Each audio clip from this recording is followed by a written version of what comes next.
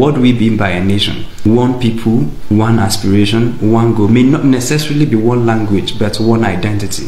I can tell you for free, there is not even a northern identity now. There is an Hausa identity, there is a Yoruba identity, there is a Fulani identity, there is the Igbo identity. Look, we're not going to pretend about these issues. I think one of the things that Berlin Conference tried to do was to lump people up and force them to become one. And we have also seen in the nearly 100 and something years of that experiment that it's a difficult experiment to have. It is difficult for you to get the Hausa man to put Nigeria above his Hausa identity. It's difficult for you to get a Fulani man to put Nigeria above his Fulani identity. It's difficult for you to get an Igbo man to put Nigeria above his Igbo identity. I mean, there are a few people who are doing it, but the majority are tribal. Alright, so instead of trying unnecessarily to build a Fox identity that is not there, why don't you try to make it, okay, you are Hausa, be fair. Remain Yoruba, but the laws are there. Remain Igbo, but the laws are there. Alright, so you see it, for instance, in Switzerland. You see that Swiss cantonment system is as a result of mutual distrust. They have a rotational presidency that rotates every 6 months or thereabouts. And that's as a result of the cantonment or the states not trusting each other.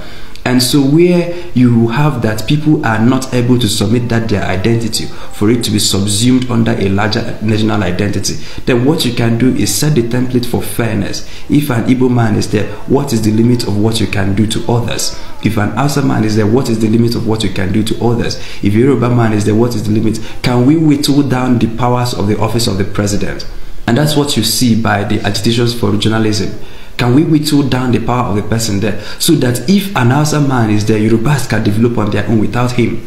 If a Yoruba man is there, Hausas can develop without him. If an Igbo man is there, other parts of Nigeria can find full development without waiting for the person at the center. But the problem with the construct of Nigeria is that you have a unitary system that consolidates power at the center, but there is no single identity. So now the whole power is in Abuja, but that power can now be made to favor the Fulanis.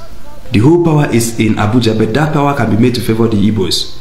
The whole power is in Abuja, but that power can be made to favor the Yorubas. And almost all the time, other people are grinding and gnashing their teeth at the corner. And when you have people in the same country gnashing their teeth at the corner, then it will not be for so long before that grinding of the teeth or gnashing of the teeth inside their house will become public manifestations of sometimes what you call insecurity. Now, if it is in the southeast, it can come in form of regional agitations for a different statehood. It can also come for agitations for Oduduwa Republic. And then in the north, it can come for a manifestation of the implementation of Sharia.